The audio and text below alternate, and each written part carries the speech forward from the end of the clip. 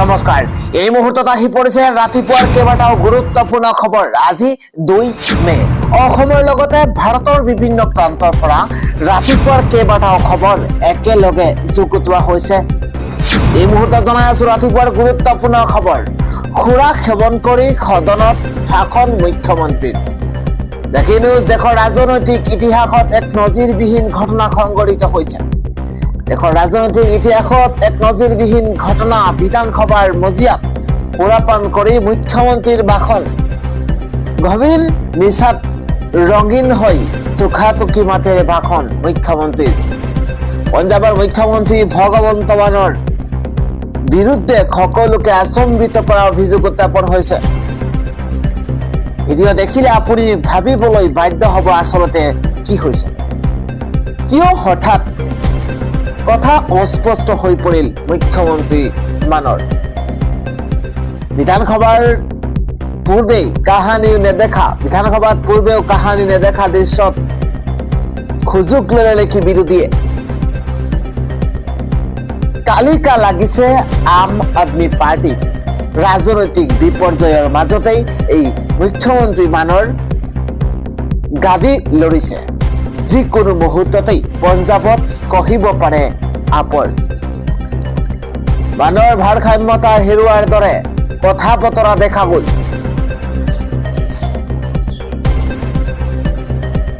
গণতন্ত্ৰৰ মন্দিৰত খুৰা সেৱন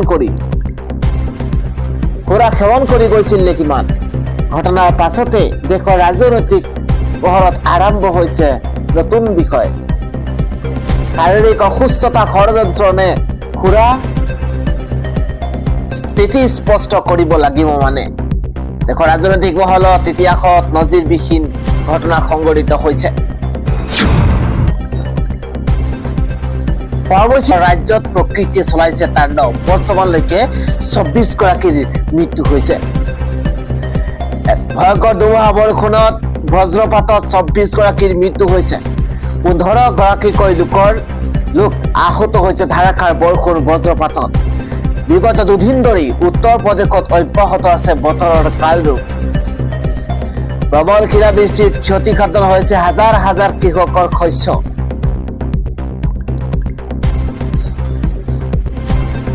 মৃতকৰ পৰিয়ালক সাহায্য প্ৰদানৰ নিৰ্দেশনা যোগী চৰকাৰৰ উত্তৰ প্ৰদেশৰ প্ৰান্তে প্ৰান্তে জাৰি কৰা হৈছে হাই এলাৰ্ট যোগীৰ ৰাজ্যত প্ৰকৃতিয়ে চলাইছে তাণ্ডৱ লীলা ফলাফল ঘোষণাৰ পূৰ্বেই উত্তপ্ত হৈ পৰিছে পশ্চিমবংগ খমুক তৃণমূল কংগ্ৰেছ আৰু বিজেপি ফলাফল ঘোষণাৰ পূৰ্বে উত্তপ্ত হৈ পৰিছে পশ্চিমবংগ এটা ব্ৰেকিং নিউজৰ মুহূৰ্তত খমুক তৃণমূল কংগ্ৰেছ আৰু বিজেপি ইভিএমক লৈ উত্তাল হৈ পৰিছে পশ্চিমবংগ ব্ৰেকিং নিউজ বিজেপিয়ে ইভিএম টেম্পাৰিং কৰাৰ সন্দেহ মমতা বেনাৰ্জীৰ ৰং ৰুমৰ বাহিৰত 24/7 তদাৰকীৰ নিৰ্দেশ দিছে প্ৰয়োজনত ভবানীপুৰ সমষ্টিত নিজে পহৰা দিম বুলি ঘোষণা মমতা বেনাৰ্জীৰ ইপিনে নিশাৰ ভাগত তৃণমূল কংগ্ৰেছৰ বাহন আবদ্ধ কৰিছে বিজেপিয়ে এটা ব্ৰেকিং নিউজ তৃণমূল কংগ্ৰেছৰ বাহন আবদ্ধ কৰিছে বিজেপিয়ে ইপিনে নিশাৰ ভাগত কাণ্ড সংঘটিত হৈছে তৃণমূল কংগ্ৰেছৰ বিৰুদ্ধে ইভিএম টেম্পাৰিংৰ অভিযোগ উত্থাপন হৈছে নিশা ভবানীপুৰ সমষ্টিৰ ষ্ট্ৰং ৰুমৰ বাহিৰত উত্তপ্ত পৰিস্থিতি বিজেপিৰ পলিং এজেণ্টে ইভিএম সালসলনি কৰিবলৈ চেষ্টা চলোৱাৰ অভিযোগ উত্থাপন হৈছে কটকটীয়া নিৰাপত্তা বেষ্টনী গঢ়ি তোলা হৈছে পশ্চিমবংগত পৰৱৰ্তী খবৰ গুৱাহাটীলৈ তলব নিৰ্বাচনী দায়িত্বত থকা সকলো কংগ্ৰেছ নেতাক শনিবাৰে হোটেল ৰত্নাৱলীত অনুষ্ঠিত হ'ব কংগ্ৰেছৰ নিৰ্বাচনী পৰ্যালোচনা বৈঠক উপস্থিত থাকিব জিতেন্দ্ৰ সিং ভূপেশ বাঘেল ডিকে শিৱকুমাৰ আৰু গৌৰৱ গগৈ পৰৱৰ্তী খবৰ যোগী আদিত্যনাথৰ ৰাজ্যত পৰৱৰ্তী খবৰ গান্ধীনগৰত উদ্ধাৰ হৈছে 4,99,500 টকা নুৰুল উৰ্ফে গেদাই পুথি থৈছিল ধনখিনি মুঠত মাটিৰ তলৰ পৰা উদ্ধাৰ কৰা হৈছে ধন গলিয়াহাটীৰ জগদীপ তালুকদাৰৰ ঘৰত এই কাণ্ড সংঘটিত কৰিছিল আৰু এদিন পূৰ্বে বৰপেটা আৰক্ষীৰ জালত পৰিছিল নুৰুল আৰু নুৰুলৰ স্বীকাৰোক্তিৰ ভিত্তিত গাঁত খান্দি জব্দ কৰিছে ধনখিনি মাটিৰ পৰা উদ্ধাৰ কৰা হৈছে লাখ লাখ টকা বৰপেটাত এই কাণ্ড সংঘটিত হৈছে পৰৱৰ্তী খবৰ ভোট গ্ৰহণত খেলিমেলিৰ অভিযোগ উত্থাপন হৈছে এবাৰ 15টাকৈ ভোট কেন্দ্ৰত 2 মেত পুনৰ ভোট গ্ৰহণ মুহূৰ্তত এটা গুৰুত্বপূৰ্ণ খবৰ নিৰ্বাচনৰ ভোট গ্ৰহণত ব্যাপক খেলিমেলিৰ অভিযোগ উত্থাপন হৈছে অত্যন্ত ডাঙৰ খবৰ 15টাকৈ ভোট গ্ৰহণ কেন্দ্ৰত পুনৰ হ'ব ভোট গ্ৰহণ বেংগলৰ নিৰ্বাচনত এটাৰ পিছত আন এটা বিসংগতিৰ অভিযোগ উত্থাপন হৈছে এটা ব্ৰেকিং নিউজ জনাইছো দক্ষিণ 24 পৰগনাৰ জিলাত 15টা ভোট কেন্দ্ৰত আজি পুনৰ ভোট গ্ৰহণ ভোটদানৰ সময়ত ৰেগিঙৰ অভিযোগ উত্থাপন হৈছিল ভোট কণ্টেক্টেড আৰু ব্যাপক খেলিমেলিৰ অভিযোগৰ পাছতে কঠোৰ নিৰ্বাচন আয়োগ বিগ ব্ৰেকিং এই মুহূৰ্তত জনাইছো নিৰ্বাচনৰ ভোট গ্ৰহণত ব্যাপক খেলিমেলিৰ অভিযোগ উত্থাপন হৈছে 15টাকৈ ভোট কেন্দ্ৰত পুনৰ হ'ব ভোট গ্ৰহণ পৰৱৰ্তী খবৰ প্ৰকৃতিয়ে চলাইছে তাণ্ডৱ লীলা এইবাৰ বৰষুণ ধুমুহাত নহয় বজ্ৰপাতত একে পৰিয়ালৰে 2 গৰাকীকৈ লোকৰ মৃত্যু হৈছে ৰাজ্যত ধুমুহাই লৈছে ভয়ংকৰ ৰূপ ভয়ংকৰ বজ্ৰপাতত ৰাজ্যত শোকাবহ ঘটনা সংঘটিত হৈছে একেটা পৰিয়ালৰে 2জনৰ থিতাতে মৃত্যু হৈছে বুলি জানিব পৰা গৈছে ক'ত এনে কাণ্ড সংঘটিত হৈছে জনাইছো ইতিমধ্যে সিৰাজুল হক শহীদ আলীৰ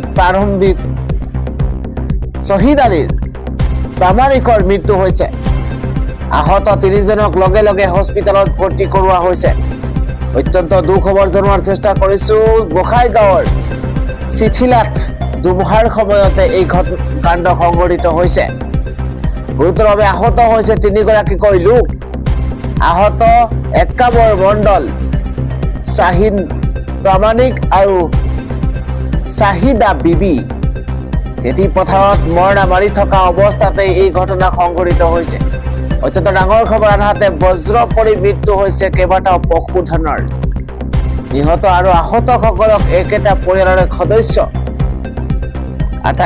আটাইকে তথাতৈয়াকৈ দুটুমা খবহীয়া চিকিৎসালয়ত ভৰ্তি কৰোৱা হৈছে ভয়ংকৰ বজ্ৰপাতত ৰাজ্যত শোকাবহ ঘটনা সংঘটিত হৈছে আন এটা খবৰ হৈছে নাকচল শ্যামকানু মহন্তৰ জামিন আবেদন কিন্তু আজি সিদ্ধাৰ্থই পাব নেকি জামিন আজি জামিন পাব নেকি জুবিন গাৰ্গক খুশি খোৱা সিদ্ধাৰ্থে ডাঙৰ খবৰ ফাৰ্ষ্ট ট্ৰেক আদালতত আজি সিদ্ধাৰ্থৰ জামিনৰ ৰায় অত্যন্ত ডাঙৰ খবৰ এই মুহূৰ্তত জনাইছো যিটো খবৰ জুবিন গাৰ্গৰ ন্যায় বিচাৰি হাহাকাৰ কৰিছে জনতাই সেই সময়তে এতিয়া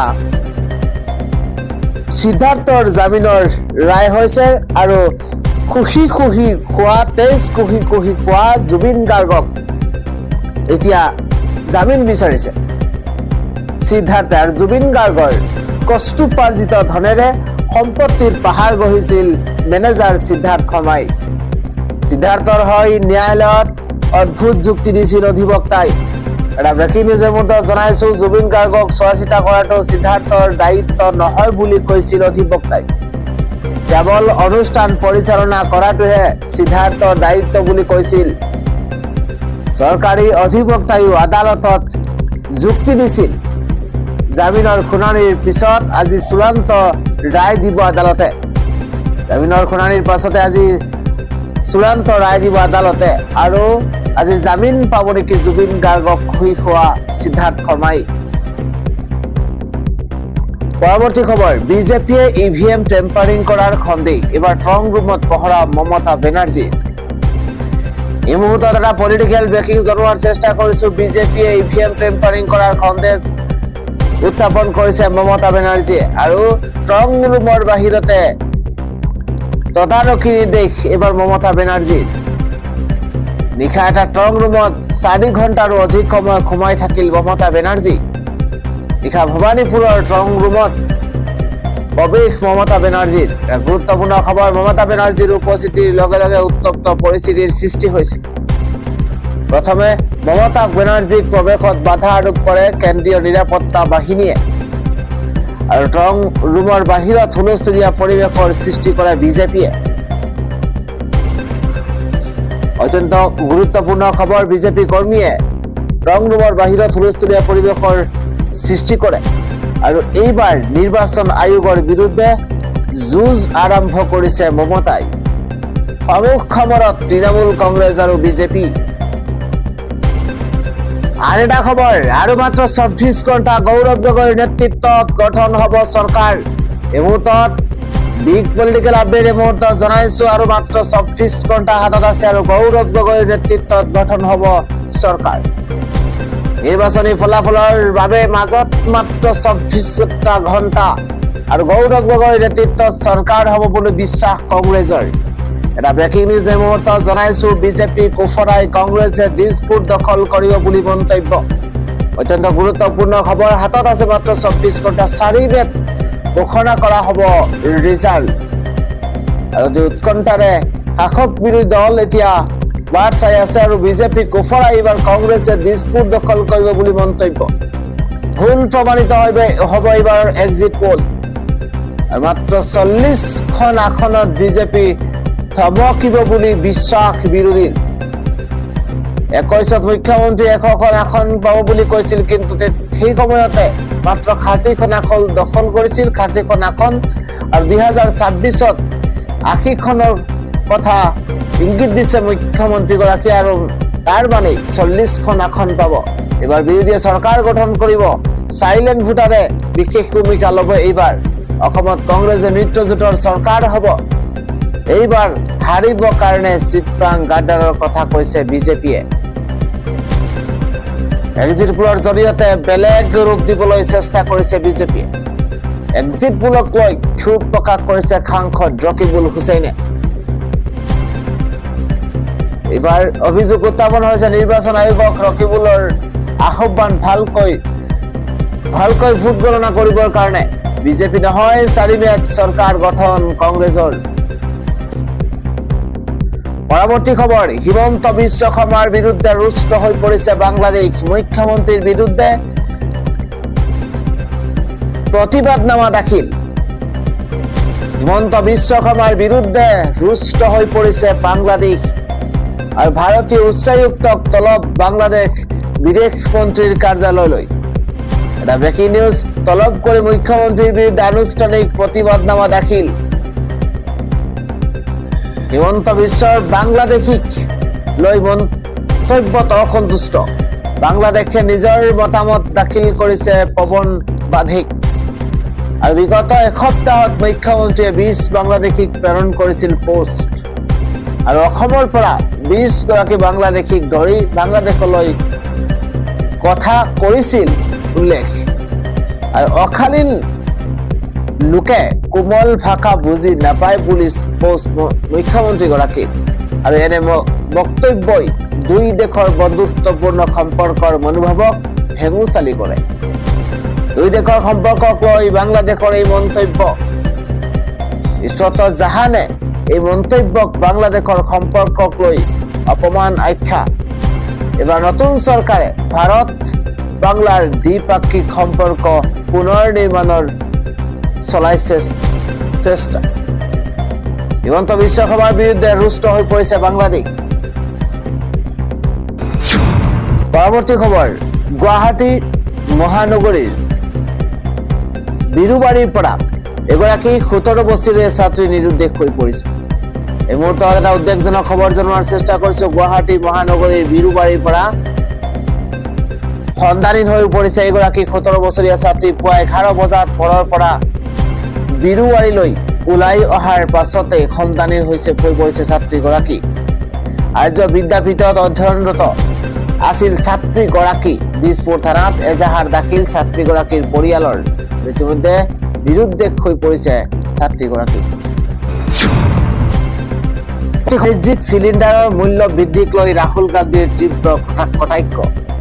গুৰুত্বপূৰ্ণ খবৰ, কালি শুকুৰবাৰে দেশত বাণিজ্যিক এলপিজি চিলিণ্ডাৰৰ মূল্য এক লাফে 293 টকা বৃদ্ধি পোৱাৰ ঘটনাই সৰ্বত্ৰে চাঞ্চল্যৰ সৃষ্টি কৰিছে। গুৰুত্বপূৰ্ণ খবৰ মনত পেলাব পৰা দিনৰে পৰা দেশত গেছৰ দাম ইমান বৃহৎ পৰিমাণে বৃদ্ধি হোৱা নজিৰ নাই বুলি চৰ্চা হৈছে। এই মূল্য বৃদ্ধিৰ ফলত এতিয়া ৰাস্তাৰ কাষত দোকান চাহৰ দোকানৰ পৰা আৰম্ভ কৰি হোটেল ৰেষ্টুৰাৰ খাদ্যৰ দামো যথেষ্ট বাঢ়ি যাব বুলি সাধাৰণ ৰাইজে আশংকা প্ৰকাশ কৰিছে। বিৰোধী দলসমূহে কেন্দ্ৰীয় চৰকাৰৰ এই সিদ্ধান্তৰ বিৰুদ্ধে সৰব হৈ পৰিছে। তেওঁলোকৰ মতে 5খন ৰাজ্যৰ বিধানসভাৰ নিৰ্বাচন শেষ হোৱাৰ লগে লগেই কেন্দ্ৰই দেশবাসীৰ ওপৰত খৰচৰ বোজা জাপি দিয়ে। লোকসভাৰ বিৰোধী দলপতি ৰাহুল গান্ধীয়ে বাণিজ্যিক এলপিজিৰ এই মূল্য বৃদ্ধিক লৈ কেন্দ্ৰীয় চৰকাৰক তীব্ৰ সমালোচনা কৰিছে। নিৰ্বাচনী প্ৰচাৰৰ সময়তে তেওঁ বাৰে বাৰে আশংকা প্ৰকাশ কৰিছিল যে নিৰ্বাচন শেষ হ'লেই ইন্ধন তেল আৰু গেছৰ দাম বহুখিনি বঢ়াই দিয়া হ'ব। শুকুৰবাৰে পুৱা ছ'চিয়েল মিডিয়া এক্স হেণ্ডেল যোগে ৰাহুল গান্ধীয়ে নিজৰ পুৰণি সতৰ্কবাণীৰ কথা উল্লেখ কৰি লিখিছে যে তেওঁ আগতেই কৈছিল নিৰ্বাচনৰ পিছত জনসাধাৰণে মূল্য বৃদ্ধিৰ তীব্ৰ প্ৰভাৱ অনুভৱ কৰিব। ইয়াৰ পিছত পেট্ৰল আৰু ডিজেলৰ দামো বৃদ্ধি হ'ব বুলি তেওঁ ভৱিষ্যতবাণী কৰিছে। ৰাহুল গান্ধীয়ে আৰু উল্লেখ কৰিছে যে এদিনতে বাণিজ্যিক চিলিণ্ডাৰৰ দাম 993 টকা বৃদ্ধি হোৱাটো এক অভিলেখ আৰু এয়াই হ'ল নিৰ্বাচনৰ আচল ফলাফল। তেওঁৰ মতে যোৱা ফেব্ৰুৱাৰী মাহৰ পৰা বিগত 3 মাহত বাণিজ্যিক এলপিজিৰ দাম মুঠ 1380 টকা বৃদ্ধি পাইছে। অৰ্থাৎ এই ছুটিৰ সময়ছোৱাতে দাম প্ৰায় 81% বৃদ্ধি কৰা হৈছে। ইয়াৰ ফলত চাহৰ দোকান, ধাবা, হোটেল, বেকাৰী আৰু মিঠাইৰ দোকানৰ দৰে প্ৰতিটো পাকঘৰৰ ওপৰত আৰ্থিক চাপ বাঢ়িছে। এই মূল্য বৃদ্ধিৰ প্ৰভাৱ সাধাৰণ মানুহৰ খাদ্যৰ থালখনতো পৰিব বুলি প্ৰাক্তন কংগ্ৰেছ সভাপতিগৰাকীয়ে মন্তব্য কৰিছে।